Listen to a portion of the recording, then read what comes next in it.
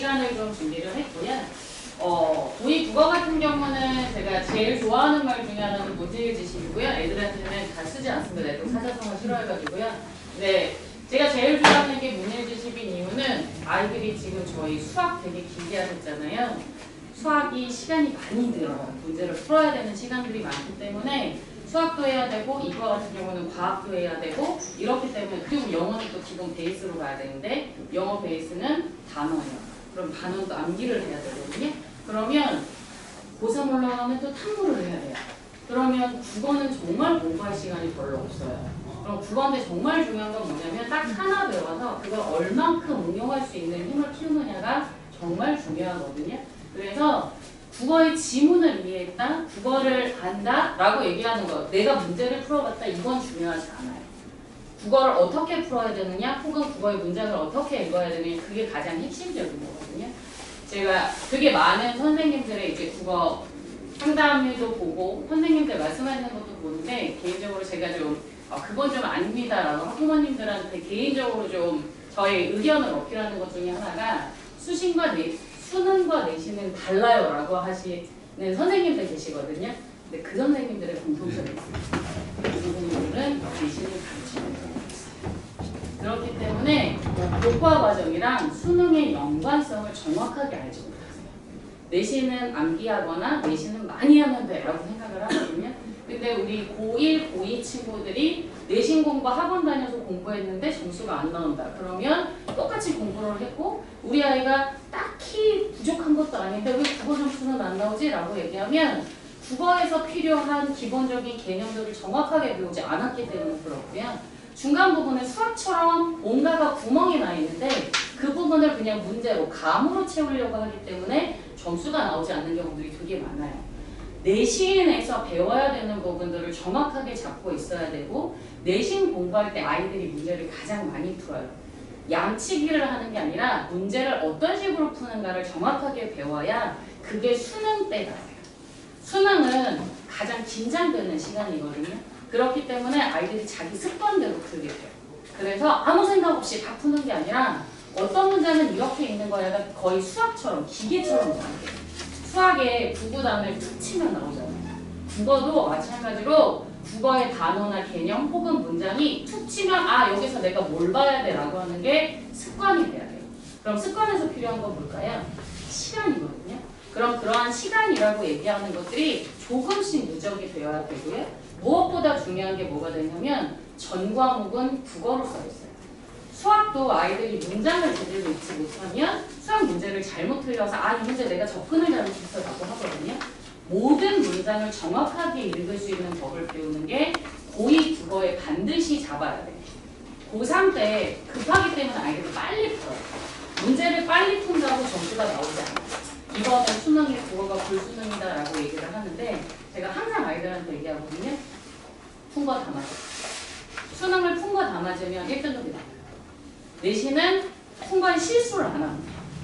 그러면 실수하지 않는 법이 뭐냐면 처음부터 정확하게 읽는 습관을 가르치는 게 되게 중요해요.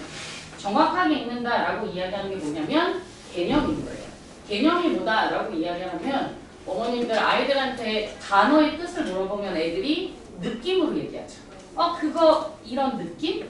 국어를 느낌으로 푸니까 점수가 널뛰기. 문학도 마찬가지거든요. 애상감 뭐야? 슬픈 거. 슬픈 거 어떻게 알아? 읽고 이거 슬퍼 안 슬퍼? 그래 슬퍼. 이 정도면 이라고 이야기하거든요. 그리고 아이들이 이야기할 때 뭐라고 이야기하냐면 감정을 봤을 때 낙천적 이런 단어가 나오면 낙천까지는 아니지 않아? 항상 아이들이 문학 볼 때 뭐라냐면 거기까지는 아닌 것 같아요. 거기 약간 뉘앙스는 비슷한데 거기까지는 아닌 것 같아 라고 하거든요. 그 개념을 수학처럼 딱 떨어지게 배워야 돼요. 그걸 고2 때 정립을 해놔야 고2 내신에 문학 문제 풀 때 아이들이 내신에서도 틀리지 않아요. 내신 때 아이들이 용어를 바꿔서 내거든요. 선생님이 지문이 정해져 있으면 지문에 있는 말을 개념어를 바꿔서 내신단 말이에요. 그럼 그 개념어에 대한 이해를 분명하게 하고 있어야 내신도 잡을 수 있어요. 그거를 고2 고2 때 공부를 어떤 식으로 잡을 것인가 라고 얘기하는 게 대단히 중요하다라고 얘기하는 것들을 어머님들이 아시고 아이들한테도 국어 공부를 그렇게 하고 있는가 어머님들이 가서 물어보세요. 아이들한테 너 이거 단어 나한테 설명해 라고 얘기했을 때 느낌이 아니라 정확하게 접근하고 있는가 라고 얘기하는 것들을 볼 수 있어야 되거든요. 그래서 저희 국어의 목표는 독서 능력의 함량이거든요. 독해 능력의 함량은 가장 좋은 게 뭘까요? 책 읽기지요? 근데 요즘 애들이 책 읽기를 좋아하지 않아요. 저희 집에도 책 읽기를 잘하지 않습니다. 그래서 책 읽으라고 하도 뭐라 그랬더니 어느 날 시집을 가려고 그래서 제가 국어 선생님이니까 집에 시집이 되게 많거든요. 제가 시를 좋아해서 시를 읽겠다고 하더라고요. 왜 시를 읽을까요? 전 감수성이 풍부해서일까요? 아들이거든요. 맞아요. 짧아서예요. 그래서 나 오늘 시 하나 읽었어. 나 오늘 글 읽었어. 그러니까 나한테 잔소리하지 마. 이런 거거든요. 독해 능력은 책을 많이 읽으면 좋은데 애들 바빠요. 그리고 고등학교 올라가서 독해 능력 함양하기 쉽지 않아요. 그러면 한 문장이라도 정확하게 읽고 한 단어라도 정확하게 읽는 연습들을 할 수 있어야 되고요. 수능과 내신의 연계성을 분명히 아이들이 파악할 수 있어야 돼요. 그래야지 내신에도 집중을 해요. 아이들이 2학년 정도 되면 고1 공부하고 내신이 약간 불안해요. 근데 고2 올라갔는데 내신이 또 약간 불안해요. 그럼 애들이 공부하기 싫으니까 뭐라 그러냐면 엄마 정시할래요. 아 내신 기간에 좀 안 해도 돼. 제가 항상 하는 말이 있거든요. 내신 지금 이 순간에 공부를 안 하는 친구가 수능을 잘 볼 것 같아? 그렇지 않아요. 지금 이 순간에 최선을 다해야 되고 내신의 공부가 기본이라는 걸 아이들도 인지하고 있어야 되고요. 그게 수능으로 연계되고 있다는 걸 아이들이 분명하게 파악해야 매 순간에 최선을 다하는 아이들이 될 수 있어요. 국어 때문에 원서, 최상위권 원서 쓰는데 발목을 잡으면 안 되거든요. 그래서 내신과 수능의 연관성 그게 전부 쭉 끌고 가요.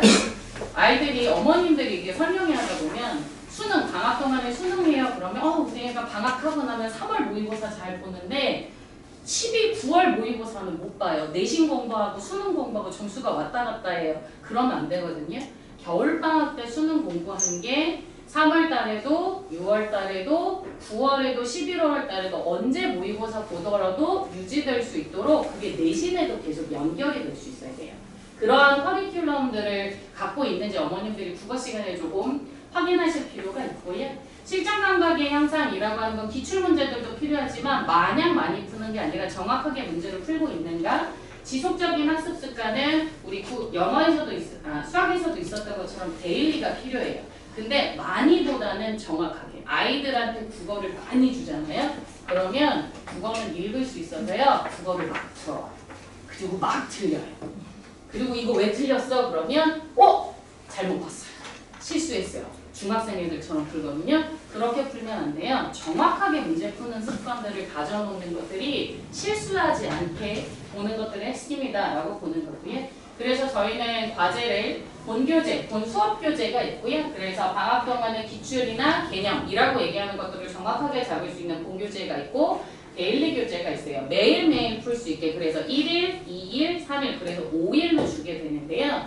양을 많이 주지는 않아요. 시 하나, 비문학 하나. 그래서 정확하게 잡아야 되는 포인트만 잡게 되고요. 고2이기 때문에 수능도 어느 정도 준비는 해야 되거든요. 그래서 풀모의고사가 나갑니다. 그래서 주 1회 풀모의고사인데 아이들이 MP를 다니거나 이렇게 되면 주중에 이제 오게 돼서 하루 정도 시간 빼가지고 전체 보는 시간들을 좀 보려고 해요. 혼자 풀어오라고 하면 잘 안 하는 경우도 있고 혼자 풀 때랑 같이 좀 애들 풀 때랑 긴장감이 좀 다르거든요. 그래서 그런 시간들을 좀 갖거나 아니면 부득이하게 너무 바빠요. 풀타임 수업이요라고 하면 과제료 내주고 과제하는 거 사진 찍어서 검사받도록 할 거고요.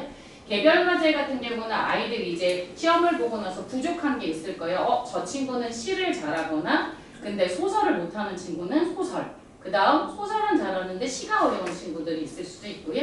비문학이 안 되는 친구들도 있겠지요.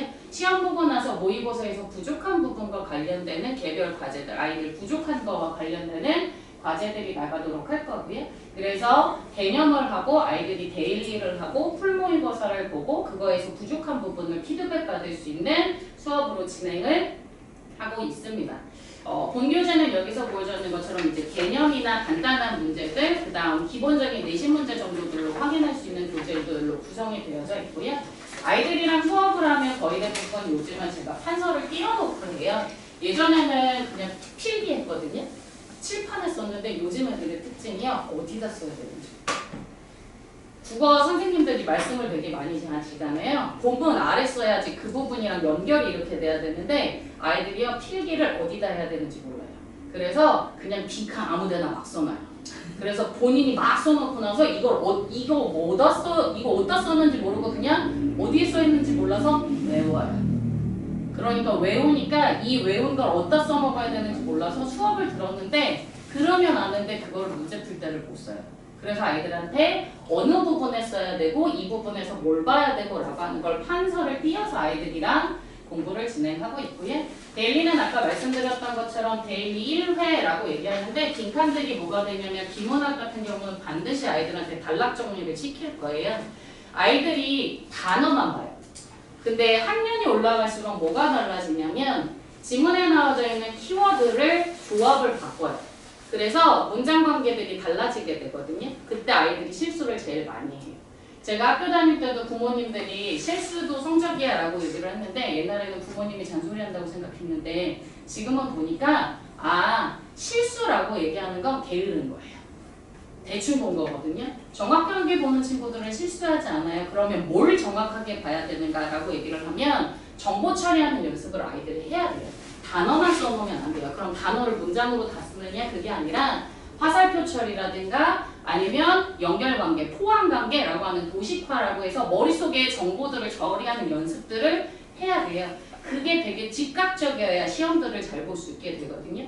아까 말씀드렸던 것처럼 그렇게 정보 처리를 해요. 근데 지문이 너무 어려워요. 지문이 어려우면 정보 처리하는데 시간이 오래 걸리겠지요. 시간이 오래 걸리면 수능 볼 때 뭐 할 수 있냐면 푼 것만 담아줘도 1등급 나와요. 푼 것만 올해 국어 1등급이 89점 뭐 이렇게 나오거든요. 89점 나왔다고 그러니까 문법 기준으로 나오면 한 지문이라고 해서 그 4문제거든요. 4문제 다 틀려도 9점이거든요. 그러면 한 지문 싹 날려도 푼 거 담아주면 무조건 뭐예요? 1등급 나와요. 이건 항상 변하지 않아요. 제가 아이들 가르치면서 제가 꾸준히 아이들 가르치면서 배웠던 것 중에 하나는 그리고 제가 확신하게 된 것 중에 하나는 아이들이 풀다가 내용을 완벽하게 이해하지 못하더라도 정보만 정확하게 어떻게 처리할 줄만 알면 문제는 풀 수 있어요. 제가 재수학원을 가르치고 있는데 작년에 가르쳤던 친구가 있었는데 그 친구 백분이가 6등급 끝이었거든요. 6등급 끝이면 백분이 저도 이제 되게 다양한 친구들을 이렇게 보게 되는데 6등급 끝이었는데 그 친구가 작년에 수능을 봤을 때 5등급이 나왔어요. 별로 안 오른 것 같지요. 근데 백분이가 20%가 넘게 오른 거거든요. 원래 얘네들이 이제 9등급이면 차이들이 격이 있어서 그런데 갈대약이 없잖아요. 어머님이 고민을 하셨거든요. 삼수를 시킬까 말까 라고 했는데 그 친구 워낙 공부를 안 했던 친구기는 해요. 근데 제가 기본기 닦는데 1년 걸렸거든요. 그래서 어머님한테 말씀드렸어요. 저 정말 삼수는 돈도 많이 들고 이래서 잘 안 권해드리는데 어머니 제가 얘 1년 키우느냐고 되게 고생해가지고 다른 학원 보내면 내가 너무 아깝다. 얘 올해 무조건 국어 오르는데 근데 그거 딴 선생님이 다 가져가서 좀 아깝다.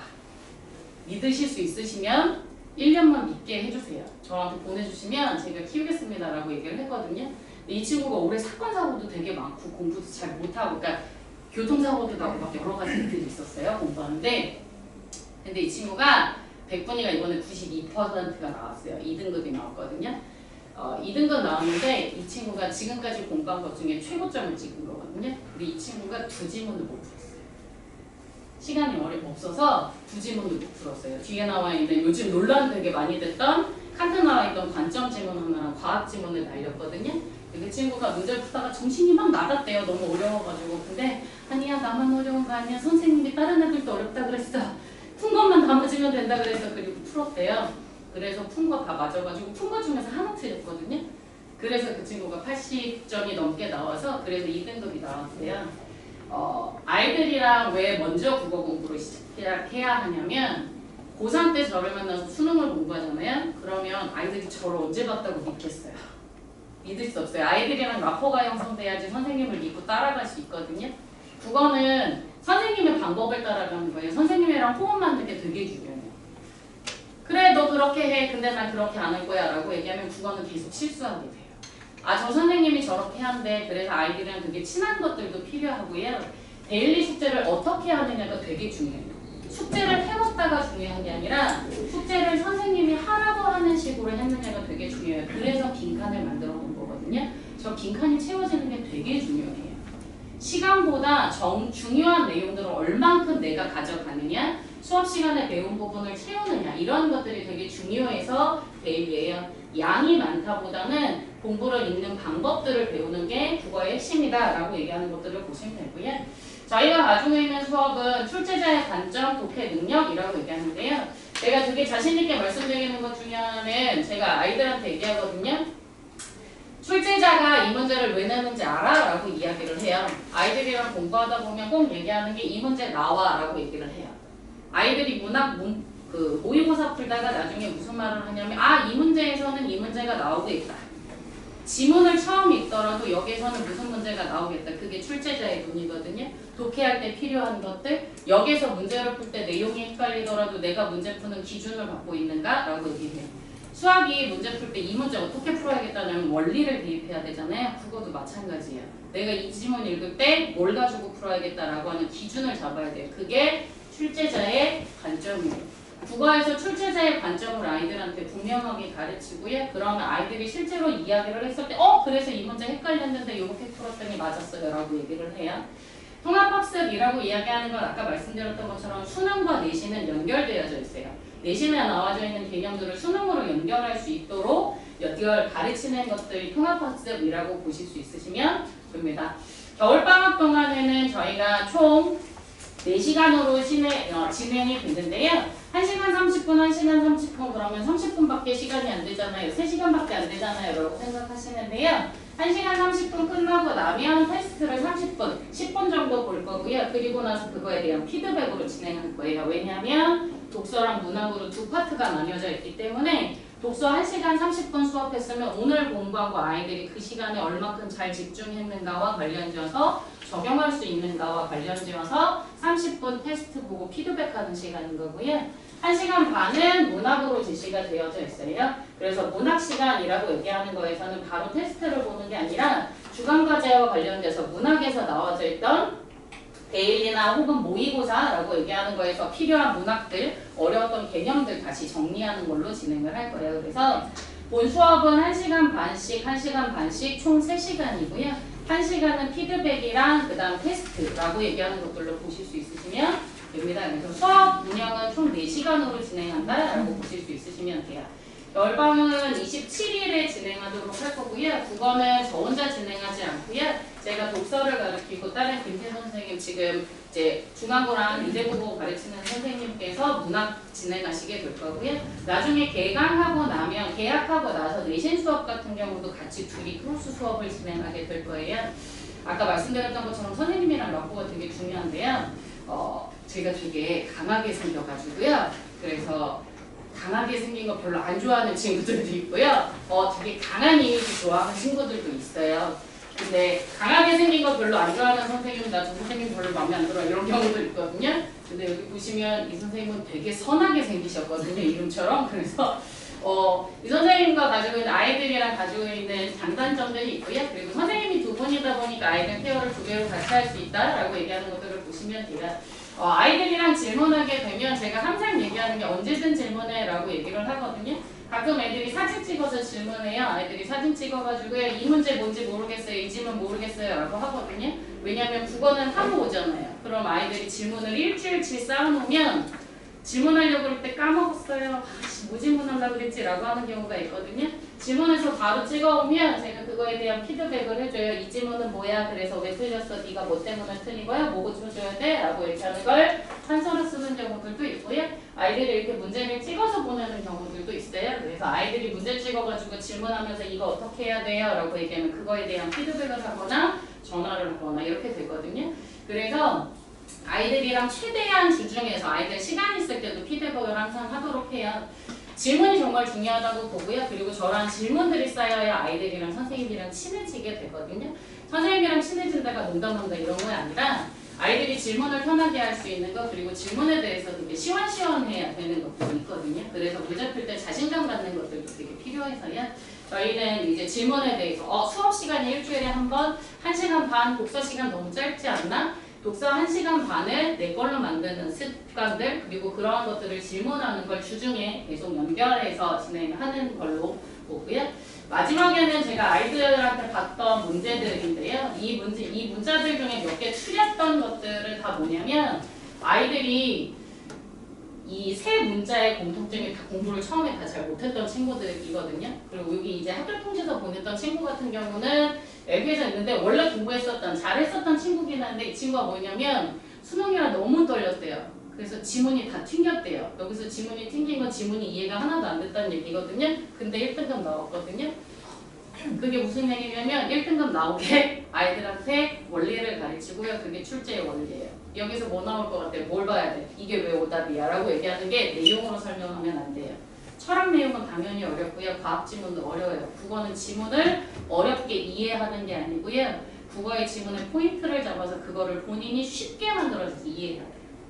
그러한 것들을 배우는 학원을 가야 국어 공부를 조금 하고 효율적으로 하고 그리고 다른 과목도 응용해서 풀 수 있어요.